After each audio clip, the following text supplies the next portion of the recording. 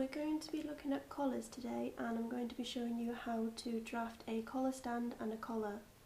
This is a really quick video. When you do difficult patterns, especially with collars and sleeves, it's always a good idea to do a fit test afterwards, and you might not draft the perfect collar or anything, even if you follow instructions to a book and follow rules that people have given you.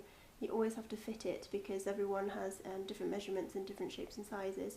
So after you've done the collar, if you have any questions with your fitting, or if the collar isn't sitting right, something doesn't fit or feel nice, you can email me and I'll try and explain to you how to fix your problems and maybe do it over a video.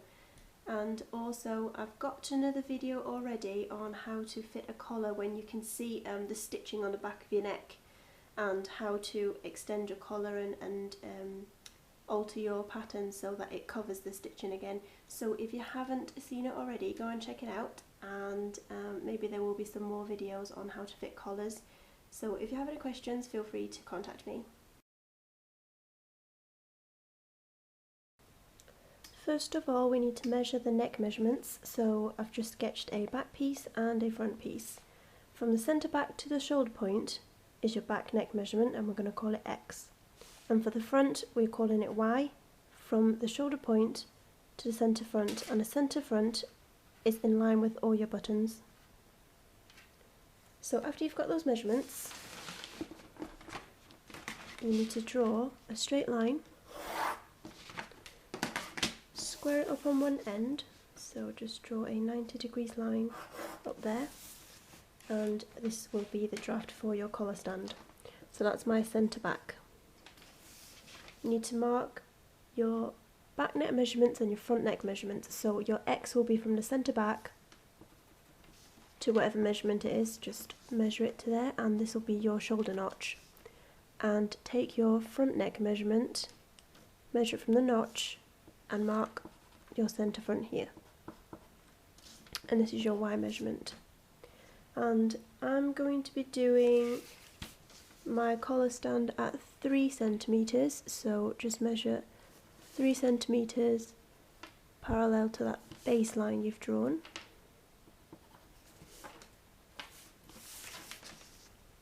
And just square it across. So this is my height. I'm using a very thick pencil so that you can see it. If I use a mechanical one, which is more precise, you won't be able to see it on this paper. So just ignore that dot. 3 centimetres is here. So once that's parallel, go to your centre front, square that up as well. And usually if you seen a pattern of a collar stand, it does curve up a tiny bit, so it's quite straight on the back and it curves up. So at the centre front we need to mark about 1.2 centimetres from this line, and just use your curve and just smooth it to the rest of the line.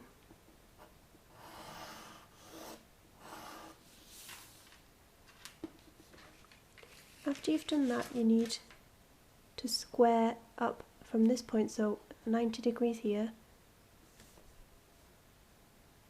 Draw up 3 centimetres, because that's how your height your collar stand is. And then just redraw your parallel line to your new curve.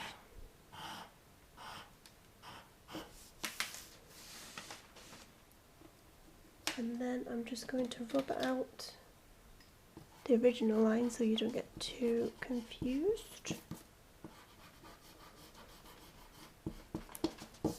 So this is a basic collar stand shape. Now when you do a shirt, you'll notice that your collar stand is curved on the end and you have a button here. Your shirt comes down to there and your buttons line up here, and it overlaps the other side, and your collar comes down. This is your centre front, it's in line with your buttons, and because this is the centre front line, this is where our button's going to be. So measure halfway down, minus 3 centimetres, so I'm going to mark 1.5 1.5 down here. This is where my button and buttonhole is going to be for my collar stand. So the distance between your centre front and the edge of the shirt is your wrap. So if my placket was 3 centimetres, so from here to here, 3 centimetres, then I'm going to split it into half, so that's 1.5 and that's 1.5. So from the centre front to the edge of the shirt is 1.5.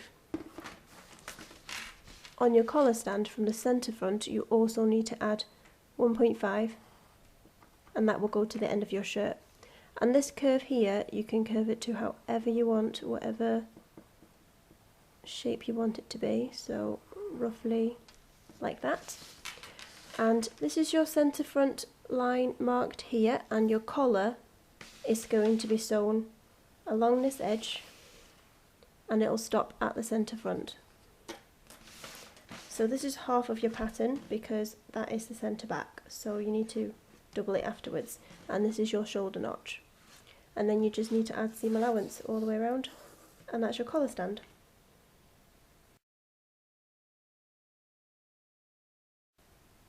For the collar, I'm going to start by tracing this top edge of the collar stand. So I'm going to put the paper on top, and I'm just going to trace from the centre front to the centre back and mark my centre back line. This is my centre back. I'm just going to lightly mark the centre front. And you want the collar to be a lot more deep than the collar stand. About 1.2 to 1.5 centimetres is fine. So I'm going to do 1.2 centimetres. So my collar stand is 3 centimetres high, and my collar is going to be about 4.2. So I'm going to do 4.2 mil. So that's down there. My collar stand, I don't know if you can see, is about there. And I'm marking my collar to there. When you sew your shirt, your collar won't actually come down 1.2 centimetres below the collar stand, because if you've noticed, your shirts actually roll up a little bit before it comes down. So that small roll is usually between about 4 to 6 mil, so it goes up 4 and it comes down 4, and then it's your 3 centimetres, and then whatever's left over will cover the stitching of the collar stand on the back of the neck. So once you've done that, you need to mark also the centre front line of the collar.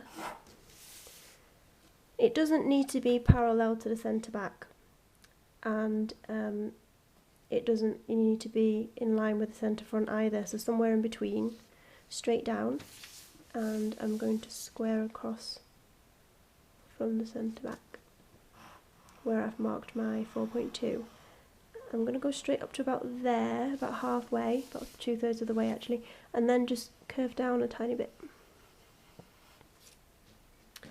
And then what I need to do is, if I split the pattern into 3 parts, mark these lines, and then I'm going to slash this pattern. So I'm going to cut up to the top of my collar, but not through it. Once I've done that, I'm going to open it by 5mm each. So 5mm in the first gap, and then 5mm in the second gap. And then you need to tape these together and then smooth the line and draw a fresh pattern.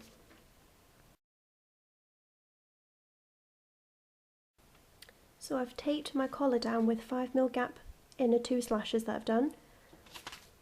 And all you need to do now is just to use your curve and smooth out the lines.